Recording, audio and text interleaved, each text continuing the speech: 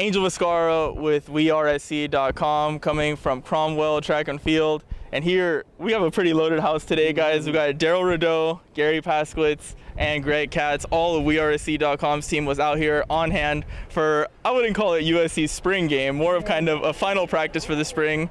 But Garry, really quickly, let's open things up.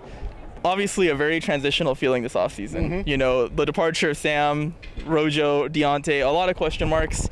But where would you say you feel this year following spring versus maybe last season? Well, the thing that makes me feel really good ending spring today is the play of the defense all spring long. This defensive group is loaded, they're talented, but we heard Clay Helton talk about it afterwards, the number of seniors who came back and the impact they are having. I think Clay Helton is dead on with that one. That's been the thing that stood out to me. There's the quarterback competition, but the defense really loaded, fast, playing well. All right, one of those seniors that has really stood out all spring long, we were chatting about him earlier, Iman Marshall. You being a former DB yourself, what have you seen from Iman this whole spring? Well, the first thing that you can definitely say about Iman Marshall is the previous seasons have definitely helped him in terms of gaining experience. But I think that the maturation of him, understanding his role as a leader in that secondary and his vocal presence on the field has seemed to really stand out. He's been very consistent working on some of the areas that have ailed him over the years. But as Garry alluded to, I'm very impressed with the depth, I think, of this defense. And if you go back 2 seasons ago when this USC offense was breaking in a young quarterback like a Sam Darnold, I think that leaning heavily on the defense and the defense recognizing that this season coming out of spring ball will help bode extremely well going into the fall camp.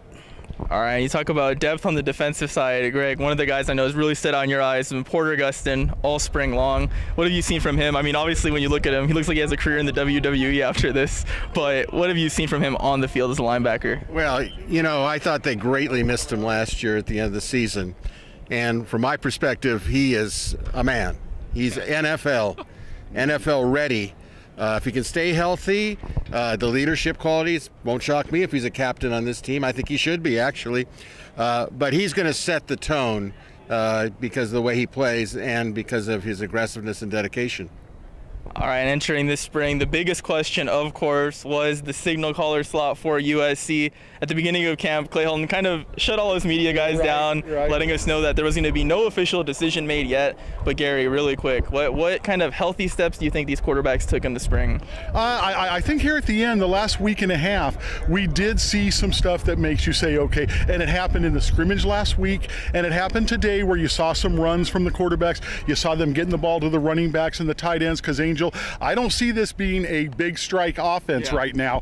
So playing some controlled football and getting that running game going. What I like about both these quarterbacks, there were struggles. I don't want to sugarcoat those through the spring, but both of them have the ability to run the football, and both of them have the ability with their arms to move the chains down the field. Let's see that continue in the summer and the fall, because there's a guy coming in who's going to be a real challenge in JT Daniels. But these guys have skills. Let's see them come along a little bit more in the summer. It was an up and down spring, but they ended it well. All right, and I think all 4 of us can agree that the kind of feeling around this team right now is that it's not going to be that big strike team. It's going to be a team that's really built off of solid defense and a running game. And when we heard that Stephen Carr was going to be out for the spring, there was a lot of discouragement. But we've seen a couple of guys in Vavai Malapei, Cedric Ware step up. What have you seen from the running backs? Well, you love the fact that they are now accepting the fact that they're getting multiple and extended reps. And those reps are giving us an opportunity as fans, but also in the media, to understand why they were recruited to USC and what skill sets that they possess. Having that on film going into spring, once again, it bodes extremely well. But make no mistake about it, what spring does for me as a former player and as a coach is it starts to shape and define the system that you're going to run and the character of your team. Your character of the team will ultimately be defined by how the incoming freshmen come in to complement the strengths of what's coming back.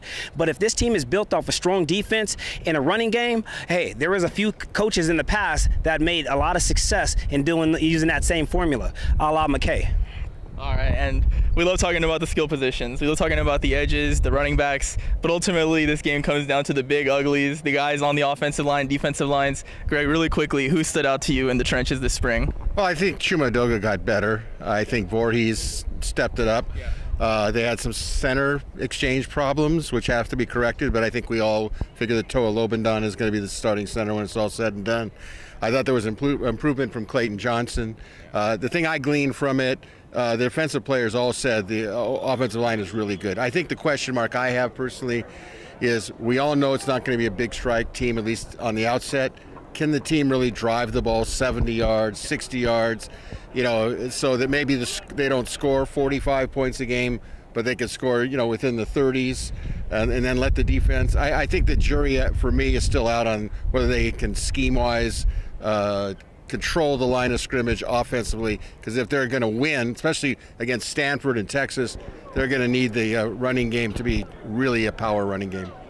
All right, and one last question, Gary, before we take it home. We know that Michael Pittman and Tyler Vaughns have really established themselves on the edges, but the big question coming into spring is, would a guy step up as that number 3 option? Well, what are your thoughts on that after the spring?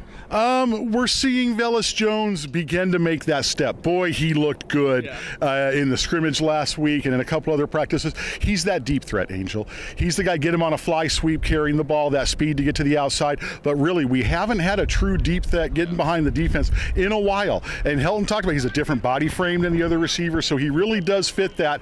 We'll see when Amon-Ra comes in the fall. Amon-Ra St. Brown is the real deal. But there's going to be a role for Velus, I think, being able to stretch defenses. It's just something that would work with a power running game, play action, go deep. There will be a role for Velus Jones. Whether you want to call it number 3A or 3B, doesn't matter. He'll be in there some way, shape, or form. All right, awesome. So that's it for spring ball here for the USC football program. Obviously, whenever a program's going through transition, there's a lot of excitement, anxiety, a lot of feelings you can have. But up next for this team is PRPs. Coach Helton said following practice, there'll be about 13 of those during the offseason.